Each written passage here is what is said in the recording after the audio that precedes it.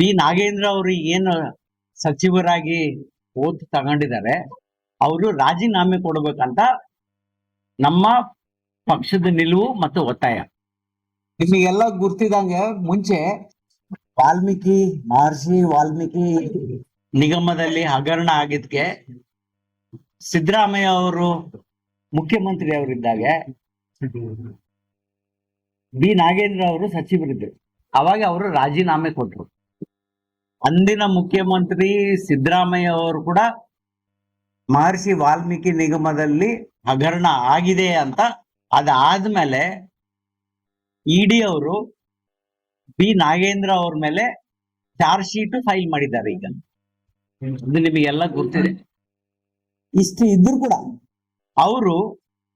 ಅವರಿಗೆ ಈಗ ಮತ್ತೆ ಸಚಿವ ಸಂಪುಟದಲ್ಲಿ ಜಾಗ ಕೊಟ್ಟಿದ್ದಾರೆ ಈ ಸರ್ಕಾರ.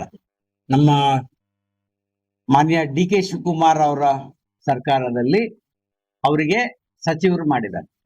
ನಮ್ಮ ಒತ್ತಾಯ ಇರೋದೇನು, ಬಿ ನಾಗೇಂದ್ರ ಅವ್ರನ್ನ ಇಮ್ಮಿಡಿಯೇಟ್ ಆಗಿ ನಮ್ದು ಸದನ ನಾಳೆಯಿಂದ ಸ್ಟಾರ್ಟ್ ಆಗಿದೆ, ನಾಳೆ ಒಳಗೆ ಅವರು ರಾಜೀನಾಮೆ ಕೊಡಬೇಕು ಅಂತ ನಮ್ಮ ಒತ್ತಾಯ. ರಾಜೀನಾಮೆ ಕೊಡ್ಲಿಲ್ಲ ಅಂದ್ರೆ ನಾವು ಸದನದಲ್ಲಿ ಹೋರಾಟ ಮಾಡ್ತೀವಿ. ಸದನದಲ್ಲಿ ಒಂದೇ ಅಲ್ಲ, ಡಿಸ್ಟ್ರಿಕ್ಟ್ ಲೆವೆಲ್ ಅಲ್ಲಿ ಎಲ್ಲಾ ಡಿಸ್ಟ್ರಿಕ್ಟ್ ಅಲ್ಲಿ ಕೂಡ ನಮ್ಮ ಕಾರ್ಯಕರ್ತರು ಹೋರಾಟ ಮಾಡ್ತಾರೆ. ಮಾನ್ಯ ಸಚಿವರು ಕೂಡ ಎಸ್ಟಿ ಸಮುದಾಯದವರಾಗಿದ್ದು, ನಾವು ಎಸ್ಟಿ ಮೀಸಲಾತಿಯಿಂದ ಗೆದ್ದಾಗ ಆ ಸಮುದಾಯಕ್ಕೆ ಎಲ್ಲ ಸಮುದಾಯಗಳನ್ನ ಅಭಿವೃದ್ಧಿ ಮಾಡ್ತಾ ಆ ಶೋಷಿತ ಸಮುದಾಯಗಳ ಪರವಾಗಿ ನಮ್ಮದೇ ಆದ ನಾಯಕರುಗಳು ಎಸ್ಸಿ ಇಂದ ಮತ್ತು ಎಸ್ಟಿ ಇಂದ ಆಯ್ಕೆ ಆಗುವಂತ ಜನ ಅವ್ರಿಗೆ ಬರೀ ಶಾಸಕ ಸ್ಥಾನದಲ್ಲಿ ಇದ್ದಾಗ್ಯೂ ದೇವರ ಕೃಪೆಯಿಂದ ಮಂತ್ರಿ ಸ್ಥಾನ ಸಿಕ್ಕಾಗ ಆ ಒಂದು ಸಮುದಾಯಗಳು ಈಗಲೂ ನಾವು ಹಳ್ಳಿಗಳಲ್ಲಿ ನೋಡ್ತೇವೆ. ನಮ್ಗೆ ಏನಂದ್ರೆ ಇವತ್ತಿನ ದಿನ ಅವರು ನಮ್ಮ ಸಮುದಾಯದವ್ರೆ, ಅವ್ರ ಮೇಲೆ ನಮ್ಗೇನು ದ್ವೇಷ ಇಲ್ಲ. ನಾನೇನಾದ್ರೂ ಒಬ್ಬ ಸಮುದಾಯದ ಒಬ್ಬ ವ್ಯಕ್ತಿಯಾಗಿ ಮಾತಾಡ್ತೇನೆ. ಮತ್ತು ಈಗಾಗಲೇ ನಮ್ಮಲ್ಲಿ ಇರುವಂತ ನಮ್ಮ ಎಸ್ ಟಿ ಅಲ್ಲಿ ಮತ್ತೆ ಎಸ್ ಎಲ್ ಇರುವಂತ ಏನ್ ರಾಜಕೀಯ ಅಧಿಕಾರ ಹಿಡಿದಂತ ಅವರಿಗೆ ನಾನು ರಿಕ್ವೆಸ್ಟ್ ಮಾಡೋದೇನಂದ್ರೆ, ಇವತ್ತು ನೀವು ಅಧಿಕಾರ ಹಿಡಿದ್ರಿ, ಎಲ್ಲ ಅನುಭವಿಸ್ತಾ ಇದ್ರಿ. ಬಟ್ ಏನಂದ್ರೆ ಈಗ ನಮ್ ಜನ ಇನ್ನ ಹಳ್ಳಿಗಳಲ್ಲಿ ಮತ್ತೆ ಸ್ಲಮ್ಗಳಲ್ಲಿ ಬದುಕ್ತಾ ಇದ್ದಾರೆ. ಮತ್ತು ನಿಮ್ಮ ತಮ್ಮ ಮೇಲೆ ಮಾನ್ಯ ಸಿದ್ದರಾಮಯ್ಯ ಸರ್ ಅವರು ಮುಖ್ಯಮಂತ್ರಿಗಳಿದ್ದಾಗ ಅವರು ಕೂಡ ಬಡವರ ಪರವಾಗಿ ತುಂಬಾ ಕಾಳಜಿ ಇದೆ. ಸಮಾಜವಾದಿ ತತ್ವಗಳಿಗೆ ಬಂದಂತ ವ್ಯಕ್ತಿ. ಆದಾಗ್ಯೂ ಅವರ ಒಂದು ಕಾಲದಲ್ಲಿ ಅವರೇ ಫೈನಾನ್ಸ್ ಮಿನಿಸ್ಟರ್ ಇದ್ರು. ಇವತ್ತಿನ ದಿನ ನಾವೆಲ್ಲ ಮಾತಾಡ್ದಂಗೆ ಮಾಧ್ಯಮಗಳಲ್ಲಿ ಸೋಷಿಯಲ್ ಮೀಡಿಯಾದಲ್ಲಿ ನೋಡ್ದಂಗೆ ಏನದು 187 ಕೋಟಿ 187 ಕೋಟಿ, 1 ರೂಪಾಯಿ ಇಲ್ಲ 2 ರೂಪಾಯಿ ಇಲ್ಲ, 187 ಕೋಟಿ ಹಣ ಏನದು ಪರಿಶಿಷ್ಟ ಪಂಗಡಗಳ ಮಕ್ಕಳಿಗೆ ಮತ್ತೆ ರೈತರಿಗೆ ಅವರು ಸಾಮಾಜಿಕವಾಗಿ ಮತ್ತು ಆರ್ಥಿಕವಾಗಿ ಅಭಿವೃದ್ಧಿ ಆಗ್ಬೇಕಂತ ಏನು ಮೀಸಲಿಟ್ಟಿದ್ದ ಹಣ ಮಾನ್ಯ ಸಚಿವರು ಆ ಒಂದು ಇಲಾಖೆಗೆ ಅವರು ಹೆಡ್ ಆಗಿರ್ತಾರೆ.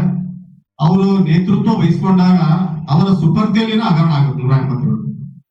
ಅವತ್ತಿನ ದಿನ ಅದು ರಾಜೀನಾಮೆ ಆಯ್ತು, ಸಂತೋಷ. ಮತ್ತೇನಂದ್ರೆ ನೆಕ್ಸ್ಟ್ ಈಗಾಗಲೇ ಮೊನ್ನೆ ಜೂನ್ 2026 ಜೂನ್ ತಿಂಗಳಲ್ಲಿ 2ನೇ ತಾರೀಕು 3ನೇ ತಾರೀಕು ಸಿಬಿಐ ಚಾರ್ಜ್ ಶೀಟ್ ಅನ್ನು ಸಲ್ಲಿಸುತ್ತೆ. ಅದರಲ್ಲಿ 30 ಜನಗಳನ್ನ ಆರೋಪಿತರನ್ನು ಮಾಡಿದ್ದಾರೆ. ಅದರಲ್ಲಿ ಮಾನ್ಯ ನಮ್ಮ ಬಳ್ಳಾರಿಯ ಸಚಿವರ ಮೇಲೆ ಅವ್ರ ಮೇಲೆ ಏನು ಒಂದು ಆರೋಪ ಇದೆ ಅಂದ್ರೆ 187 ಕೋಟಿ ಅಂತ ನಾವೇನ್ ಹೇಳ್ತೀವಿ, ಈ ತನಿಖೆಯಿಂದ ಅಂದ್ರೆ ಅವರೆಲ್ಲ ಅವರು ಇನಿಷಿಯಲ್ ಇನ್ವೆಸ್ಟಿಗೇಷನ್ ಅಲ್ಲಿ ಏನು ಅವ್ರಿಗೆ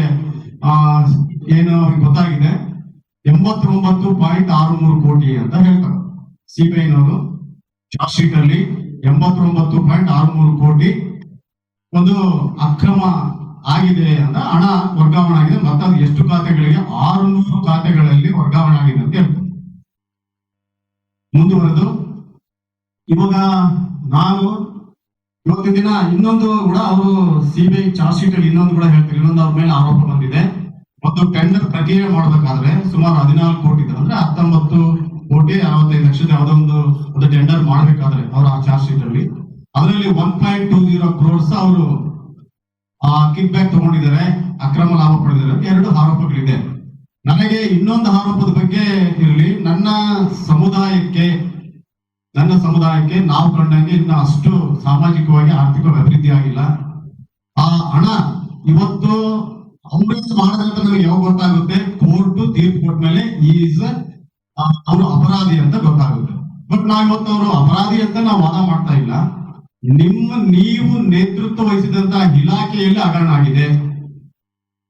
ನೀವು ನಿಜವಾಗ್ಲೂ ನಾನು ಹೇಳೋದು ಕಾಂಗ್ರೆಸ್ ಸರ್ಕಾರಕ್ಕೆ ಮತ್ತೆ ಮಾನ್ಯ ಗೌರವಾನ್ವಿತ ನಾಗೇಂದ್ರ ಅವ್ರಿಗೆ ಈ ST ಸಮುದಾಯಗಳ ಹಣ ಏನ್ ಅಕ್ರಮವಾಗಿ ತೆಲಂಗಾಣ ಸರ್ಕಾರದಲ್ಲಿ ಏನಲ್ಲಿ ತೆಲಂಗಾಣ ಒಂದು ರಾಜ್ಯಕ್ಕೆ ಹೋಗಿ ವರ್ಗಾವಣೆ ಆಯ್ತು, ನೀವು ಅಷ್ಟು ಅಸಮರ್ಥರಿದ್ದೀರಾ ಅಂತ ನಾವು ಹೇಳೋದು.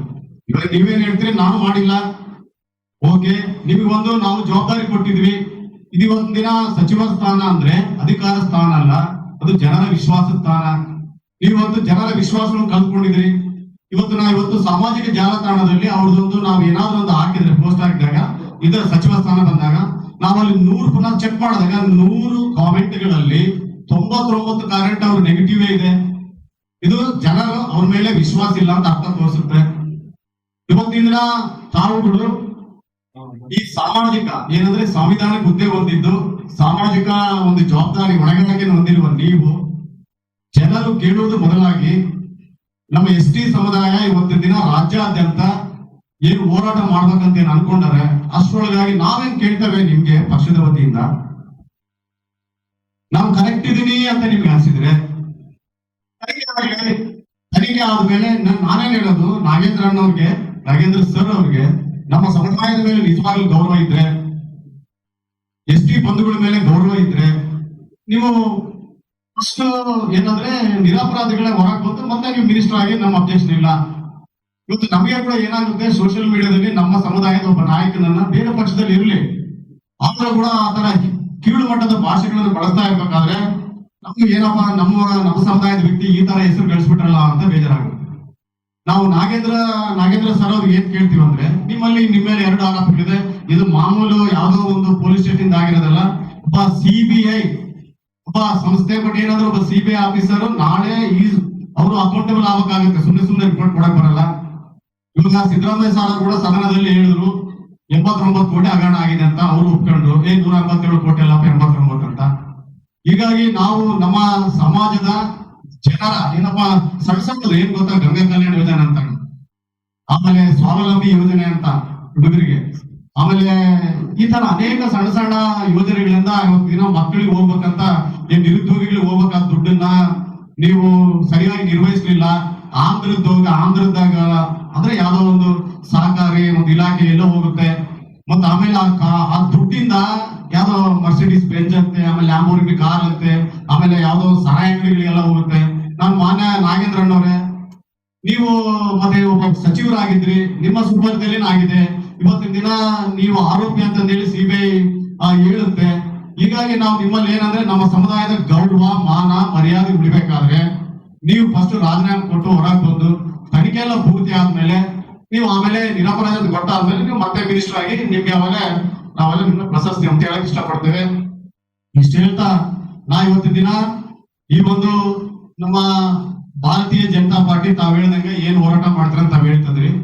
17ನೇ ತಾರೀಕಿನಿಂದ ಅನಿರ್ದಿಷ್ಟ ಅವಧಿವರೆಗೆ ಎಲ್ಲಿವರೆಗೆ ಸಚಿವರು ರಾಜೀನಾಮೆ ಸಲ್ಲಿಸೋದಿಲ್ಲೋ ಅಲ್ಲಿವರೆಗೆ ನಾವು ಅನಿರ್ದಿಷ್ಟಾವಧಿ ಒಂದು ಹೋರಾಟವನ್ನು ಹಮ್ಮಿಕೊಂಡಿದ್ದೀವಿ. ಬಳ್ಳಾರಿಯ ನಿರಂತರ ಸುದ್ದಿಗಾಗಿ ಬಳ್ಳಾರಿ ಬೆಳಗಾಯಿತು ಚಾನೆಲ್ನ ಸಬ್ಸ್ಕ್ರೈಬ್ ಮಾಡಿ ಹಾಗೂ ಬೆಲ್ ಐಕಾನ್ ಒತ್ತಿ.